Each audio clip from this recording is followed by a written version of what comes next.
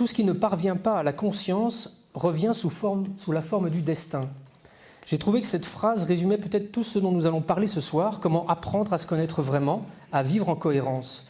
D'abord Thierry, qu'est-ce qui vous fait penser que vous êtes un homme cohérent ? J'ai cru que je n'étais pas cohérent et en fait, je me suis rendu compte que je l'étais toujours, mais que je ne mettais pas toujours ma cohérence au service de ce qu'il fallait. Je pense qu'on est tous cohérents en fait. La cohérence est un outil.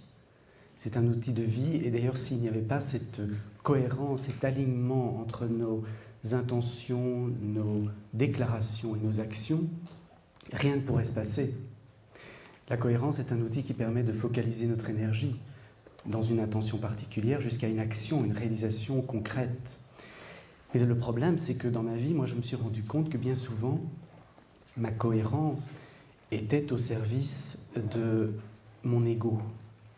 À savoir, cette construction, cette partie de moi qui s'est construite en réponse aux peurs, en quelque sorte. Et du coup, je mettais beaucoup de mon énergie au service de mes défenses. Et ça créait beaucoup de chaos, intérieur et extérieur.